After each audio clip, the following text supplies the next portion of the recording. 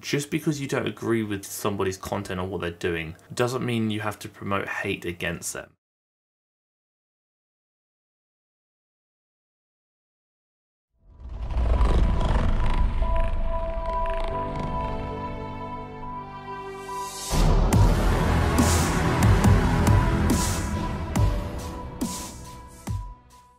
Now the weather's obviously getting nicer, I'm curious to know if I'm going to gradually get more of a tan as my videos go on. Granted, to get a tan that means I would have to spend some time outside, which clearly I do not, but one can hope. Give me like 4 months. 5 months or something. I reckon you'll be like, Harry, you've got a bit of a tan there. And I'll say, you know what? You're right, it's After Effects. I've edited it on. Basically, today's a new video. Obviously, as you know, it's a Monday. Therefore, it's video day. I think it's a Monday. It is a Monday. You're right. And we're going to talk about something that was sent to me by a few people on the line, either via the Discord or Instagram. And that's actually talk about Stephanie Buttermore and her recent weight loss and fears about regaining weight, explaining her mistakes. Because obviously I have covered Stephanie a few times in the past, so a lot of people felt that it would be worth me discussing this because she does go into detail explaining a few of her hiccups and a bit more kind of behind the scenes of what's been going on with her. Maybe less of a fitness video today and more of a psychology/mental health video. But obviously because of the nature of this video where it will touch on things along the lines of eating disorders and maybe mental health, I do feel it's appropriate for me to include a brief trigger warning here. If you find either of those topics upsetting, or if at any point during your time watching this video you feel that the content you're observing is negatively impacting you, please click off. Don't even worry about liking the video, don't worry about any of that.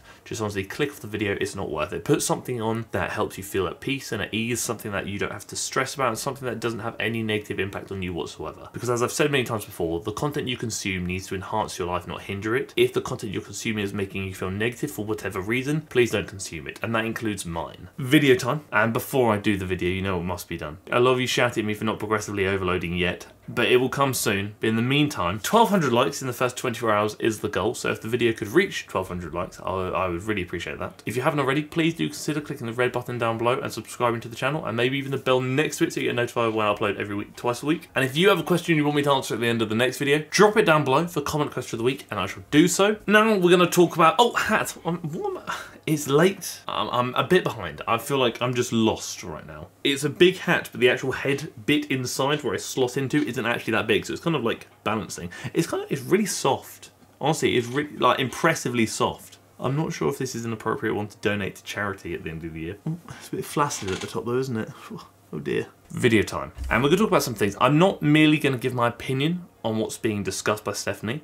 I'm also going to give some input regarding a bit of a lesson, we'll say, because I never want my content to get stale or boring. So although sometimes I do cover like similar workouts and things along those lines, I always want to try and include something of benefit to you that you could take away. At the moment, I'm kind of trying to make sure that in every video of mine, I teach something. You come away having learned a lesson rather than merely having listened to an opinion. So in a previous video, I talked to you guys about my struggles with anxiety and my low appetite. But for a few months last year, it ended up becoming a bigger issue than I was comfortable sharing. After I opened up about it in that video, unfortunately, it ended up getting a lot worse, and I started losing a lot of weight from simply exploiting my lack of hunger. That's a bit of the backstory as to why Stephanie is releasing this video and what's kind of been going on over the last few months. Although I'm not necessarily going to comment on that, I feel like it was appropriate to include, as it does kind of explain a bit of the backstory. I was also under an illusion that I was doing super well, that at first I didn't notice I was losing so much weight, but I ended up losing more than beyond what I believe my set weight is. Oftentimes we are guilty of convincing ourselves that everything is fine when it's not, and I don't know whether that comes from maybe expectations of ourselves that we have, that we can't be seen as struggling, or maybe there's external pressure from friends, from family, from people you're surrounded by to pretend to be fine when you're not, whatever it may be. I think the big thing to remember here, which a lot of people, including myself, often forget, is that if you look around, you go into the room, you go into the gym for example, you look around at people, I almost feel confident in stating more than half of the people in that room are currently going through or have previously been through something. I think it's very easy for us to feel alone when we are struggling. I think it's very easy for us to feel like that is only impacting us and people wouldn't understand. But I think the reality is, I think more people would understand than you might think. And like I said, I think more people might have been struggling or might still be struggling than you think. Oftentimes we feel like we're burdens for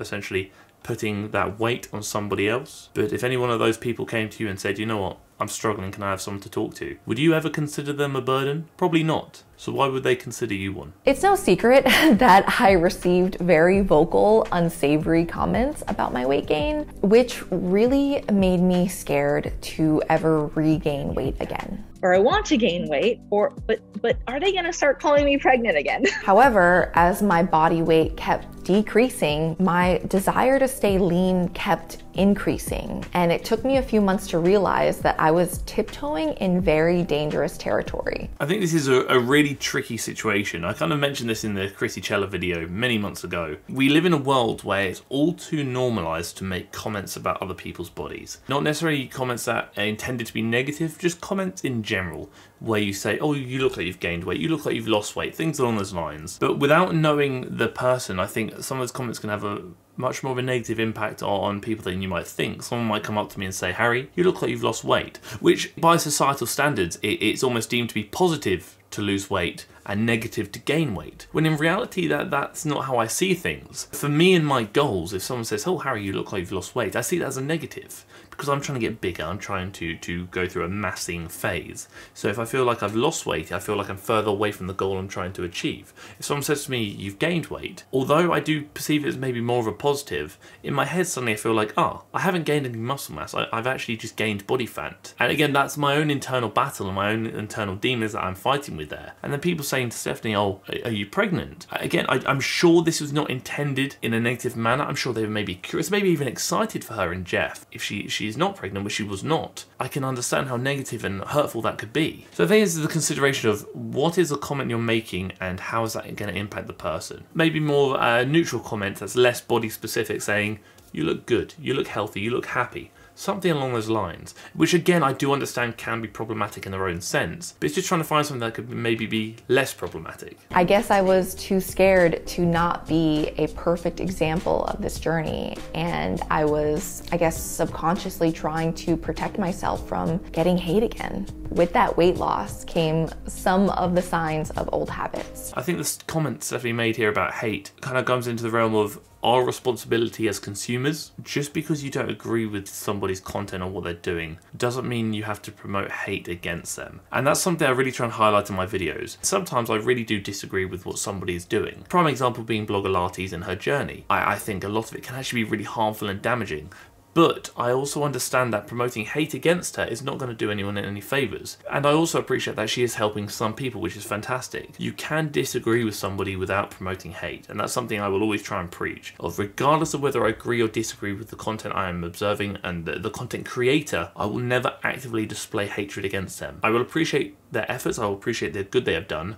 I will merely just state that, in my opinion, I think this is problematic because of X, Y, Z. The first thing I needed to do was fix my anxiety. So I signed up for a service that helps you find a therapist because I wanted to give therapy a try. Jeff was actually having a lot of success with therapy, so I went in feeling really optimistic.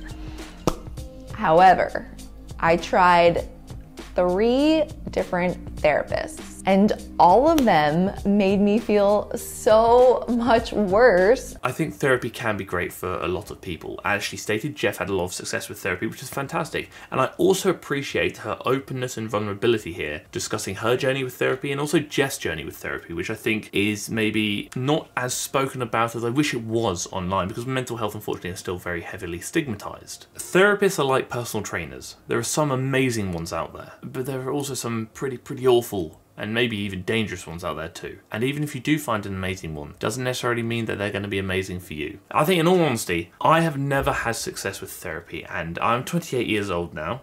I believe I first went into therapy to some extent when I was 6 years old. So I've been in and out of therapy for 22 years. The only therapist I ever had that I felt was somewhat successful or I had like a connection with, which was probably my most recent one, which was beginning of last year when I was going through drug rehabilitation. I liked him and we got on very well very quickly because he was honest with me. His first response was vulnerability and openness himself. It wasn't a, I'm sorry you've dealt with this, but it was more of a, I used to be addicted to that drug too, although I actually found this one to be my biggest hindrance, and I had a great time on it, I did this and this, but I also understand that I had a really bad time on it, and I went through this, it contributed to this. He was just being a person, being a human, which I really valued and appreciated. But unfortunately, he was a very lazy therapist. He would miss sessions, he'd forget sessions. There was a lot of laziness there and lack of organisation, which I found really hard because I felt like it was my duty to chase him, which I didn't feel was appropriate. Like a relationship, we'll say. You have a criteria of like a checklist of what you want from a partner. The same applies to therapists.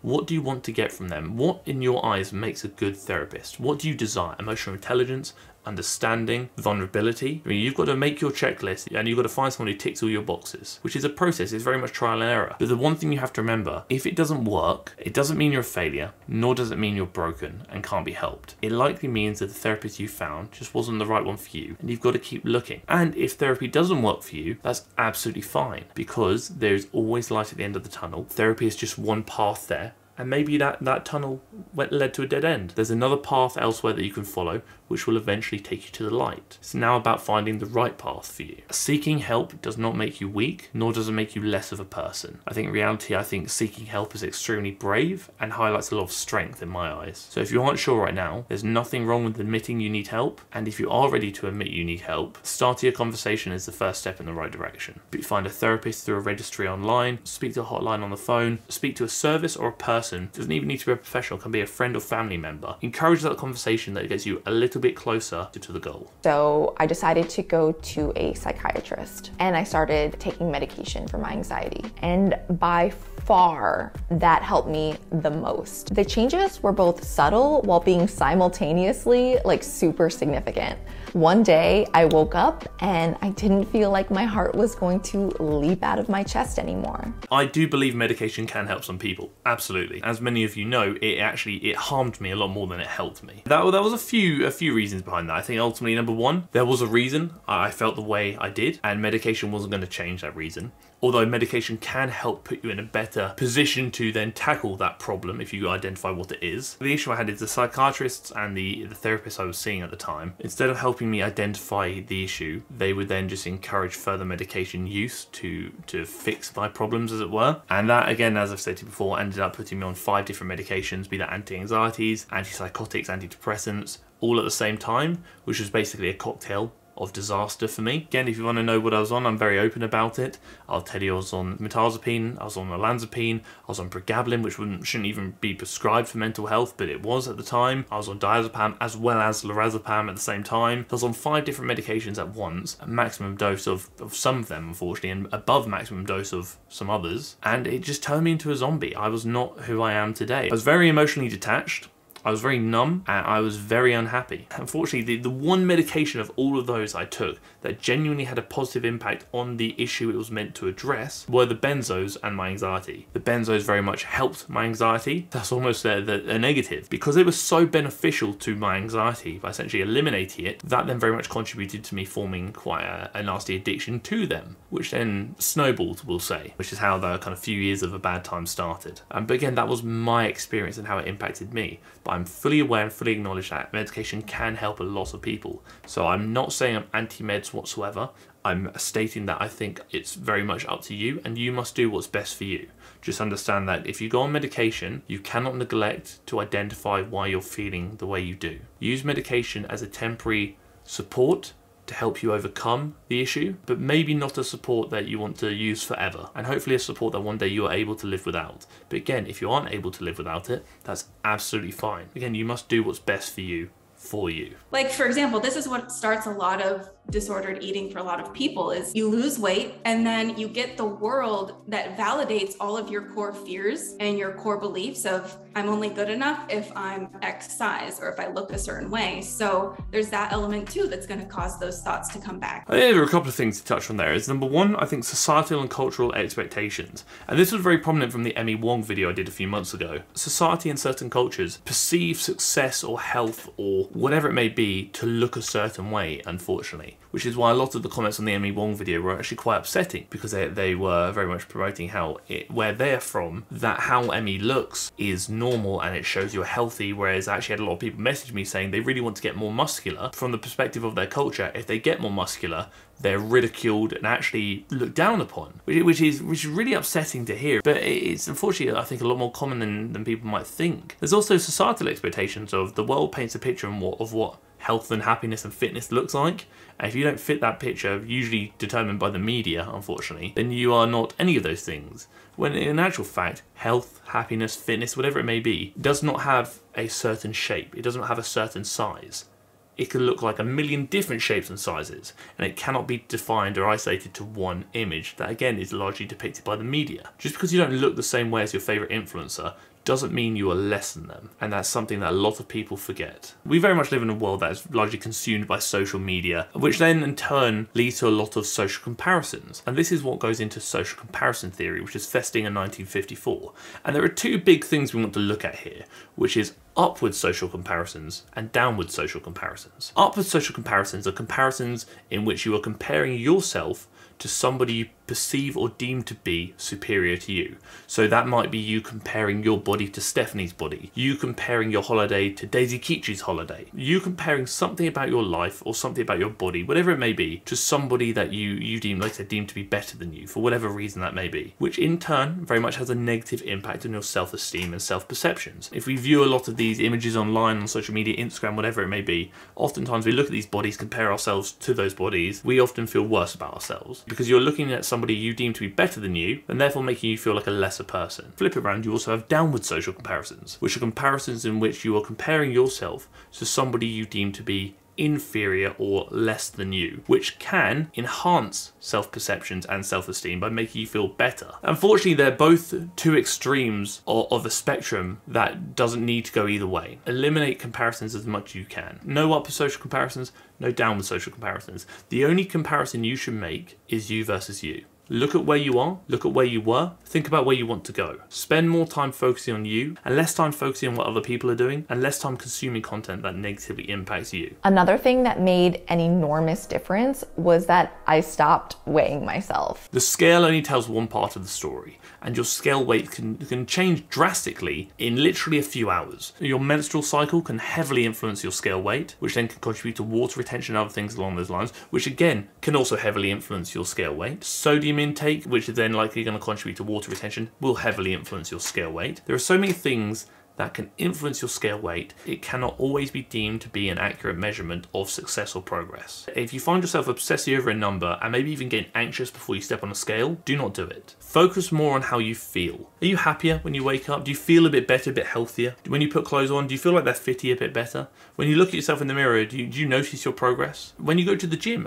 are you making progress? Those are the things you need to focus on. Don't stress too much about the scales. It's a chapter of the book, if you will. It's not the whole book. I suffer still from having food guilt, even though I'm trying to gain weight. Like, this is how silly and mental this can be. Like, food and weight and your body is such a mental mind game. Yeah, I don't think it's silly at all. I think, unfortunately, especially coming from a background where so much influence and value has been placed on food, it's understandable and actually really unfortunate that food has so much power over Stephanie. Again, I'm not an eating disorder coach, nothing along those lines. I'm merely just speaking from how I feel and with the things I've learned and the things I've heard from you guys. When you've gone through a period of mass weight loss, when you then eat again to gain weight, because food is demonized, you often see it as you're regressing, when in actual fact, no, you're not. I would say you're actually progressing. But again, that depends on your goals and what you're trying to achieve. It's very easy to feel guilty about eating food, but what's there to feel guilty about? If you're telling yourself you're being greedy, you're not being greedy. If you're telling yourself you're being lazy, you're not being lazy. If you're telling yourself you're over-consuming, you're not over-consuming.